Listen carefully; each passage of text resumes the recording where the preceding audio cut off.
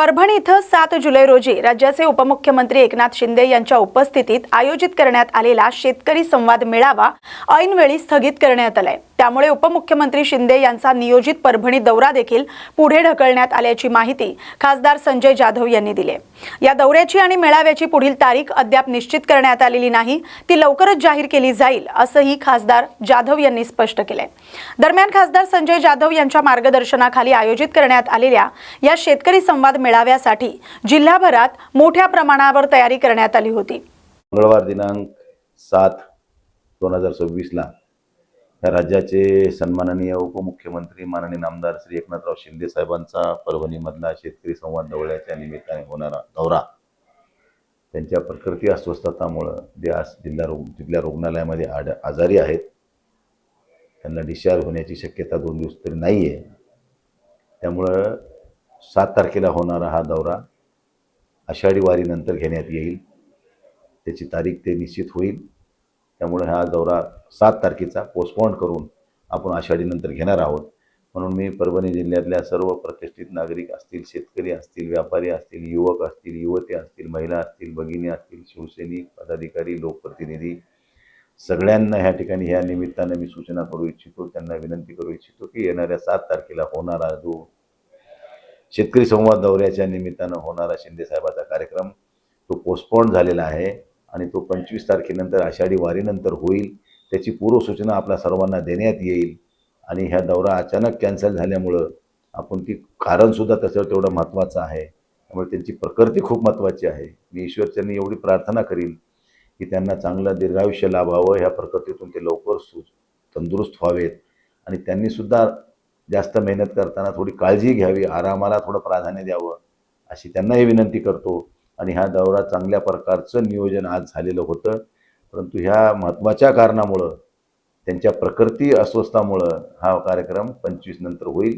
त्याची पूर्वसूचना सगळ्याला दिल्या जाईल आणि याच्यापेक्षाही जोमात कार्यक्रम आपण 25 नंतरचा करू, ही आपल्याला सर्वांना विनंती। धन्यवाद। जय हिंद, जय महाराष्ट्र।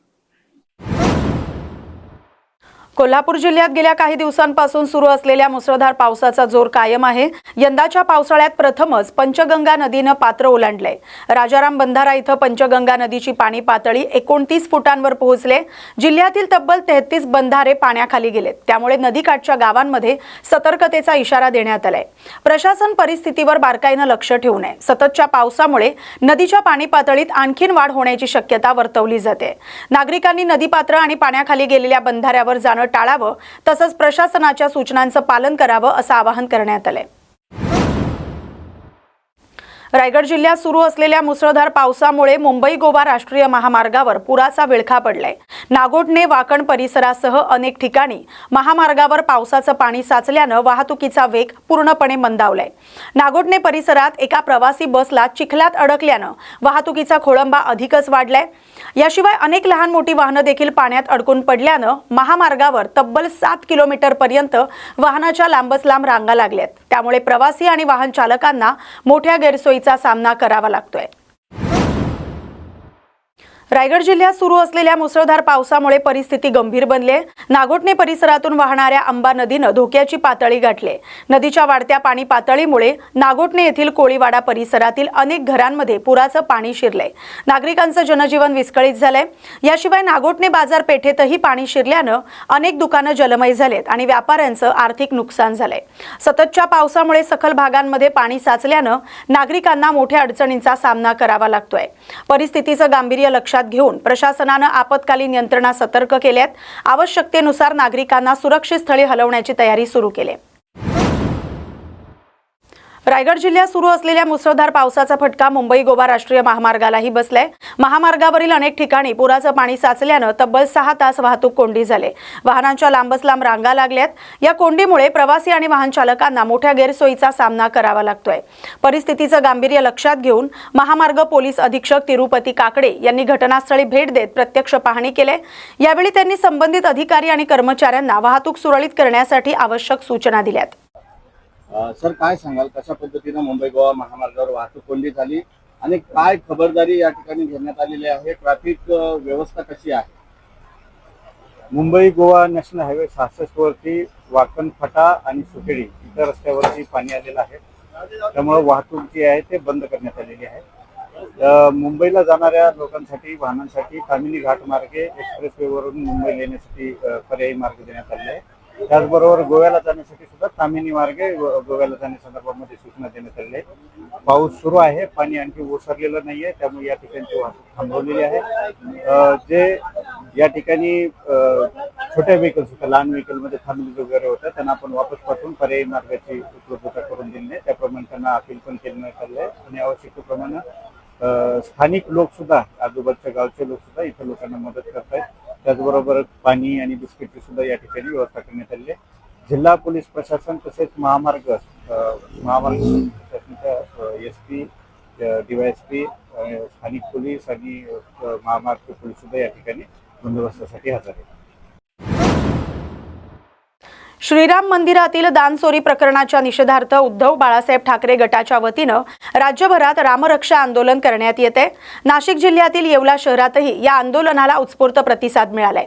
इथल्या विंचूर चौफुली परिसरातील हनुमान मंदिरात ठाकरे गटाचे पदाधिकारी, युवा सेना कार्यकर्ते आणि शिवसैनिक एकत्र आले. यावेळी हनुमानाची महाआरती करण्यात आली. तसंच हनुमान चालिसा आणि रामरक्षेचं सामूहिक पठण करून श्रीराम मंदिरातील दानचोरी प्रकरणाचा निषेध व्यक्त करण्यात आलाय. या आंदोलनाच्या माध्यमातून मंदिरातील सुरक्षा व्यवस्था अधिक सक्षम करावी, दानपेट्यांच्या सुरक्षेसाठी प्रभावी उपाययोजना कराव्यात आणि या प्रकरणातील दोषींवर कठोर कारवाई करावी अशी मागणी आंदोलनकर्त्यांनी केली. हिंदू हृदय सम्राट सरसेनापती बाळासाहेब ठाकरे यांच्या आदेशान्वये पक्षप्रमुख उद्धव ठाकरे साहेब त्यांच्या आदेशाने महाआरतीचा प्रोग्राम जो संपूर्ण महाराष्ट्रभर आज होत आहे, त्याचं कारणही तसेच आहे. त्या रामाच्या नावाखाली जी लूट चाललेली आहे, ती लूट कुठेतरी थांबावी यासाठी उद्धव साहेबांनी जो एल्गार पुकारला, त्यासाठी संपूर्ण महाराष्ट्रातले शिवसैनिक हे रस्त्यावर आणि हनुमानाच्या मंदिरामध्ये आरतीसाठी तयार झालेत. अहो, सांगायचं तात्पर्य एकच आहे, ज्यांनी बोट धरून चालवायचं शिकवलं त्यांना तुम्ही आडगळीत टाकण्याचा प्रयत्न केला. आणि ज्या 2019 साली उद्धव साहेबांनी बांग दिली, मंदिर होत असेल तर आम्ही, नाहीतर तुमच्यापासून बाजूला, म्हणून पहिली शिलान्यास जर कोणी रवला असेल तो उद्धव बाळासाहेब ठाकरे यांनी अयोध्येमध्ये रवलेला आहे. आणि त्याच या संपूर्ण महाराष्ट्राच्या मातीच्या भूमीमधून संपूर्ण महाराष्ट्रीयन हिंदू माणसांनी 1 ना 1 रुपया त्या मंदिरासाठी पाठवलेला असताना यांनी संडासमध्ये पैसे ठेवून चोऱ्या केल्या. हे असं कसं रामाचं नाव घेऊन राजकारण करतायत? म्हणून यांचा निषेध करावा तितका थोडाच आहे. एवढंच बोलतो आणि येवला वासियांच्या वतीने एकदम त्यांना निषेध व्यक्त करतो. आणि येणाऱ्या कोणत्याही आंदोलनाला इथून पुढे हा येवला तालुका सज्ज राहील आणि शिवसैनिक अतिशय उत्स्फूर्त मनाने त्यांच्या उद्धव साहेबांच्या पाठीमागे उभे राहिलात. आणि त्यांना इथून पुढे चले जावची घोषणा केल्याशिवाय हे लोक ठिकाणावर येणार नाही आणि भाजपला त्यांची जागा दाखवल्याशिवाय हा हिंदू समाज राहणार नाही. एवढेच बोलतो, इथेच थांबतो. जय महाराष्ट्र. सिंधुदुर्ग जिल्ह्यातील आंबोली घाटात धुवाधार पाऊस आणि रविवारच्या सुट्टीचा योग जुळून आल्यानं आंबोली धबधब्यावर पर्यटकांची अलोट गर्दी झाली. राज्याच्या विविध भागांसह गोवा आणि कर्नाटकमधून हजारो पर्यटकांनी आंबोलीत हजेरी लावत निसर्ग सौंदर्याचा मनमुराद आनंद लुटला. गेल्या काही दिवसांपासून सुरू असलेल्या मुसळधार पावसामुळे मुख्य धबधबा दुथडी भरून वाहतोय. दाट धुकं, आल्हाददायक गारवा आणि हिरवाईनं नटलेला परिसर पर्यटकांना अक्षरशः भुरळ घालतोय. रायगड जिल्ह्यातील रोहा इथं सुरू असलेल्या मुसळधार पावसामुळे कुंडलिका नदीनं धोक्याची पातळी ओलांडली आहे. नदीचं पाणी शहरात शिरल्यानं अनेक भागांमध्ये पूरस्थिती निर्माण झाली. सखल भाग, बाजारपेठ, घरं आणि दुकानांमध्ये पाणी शिरल्यानं नागरिकांचं जनजीवन विस्कळीत झालंय. परिस्थितीचं गांभीर्य लक्षात घेऊन कोलाड बचाव पथक आणि NVRS बचाव पथकानं युद्ध पातळीवर बचाव कार्य राबवलंय. पाण्याच्या वेगवान प्रवाहात रेल्वे मार्गावर अडकलेल्या नागरिकांसह एकूण 100 ते 125 जणांची सुखरूप सुटका करून त्यांना सुरक्षित स्थळी हलवण्यात आले. या बचाव मोहिमेत महिला, लहान मुलं आणि ज्येष्ठ नागरिकांचाही समावेश होता.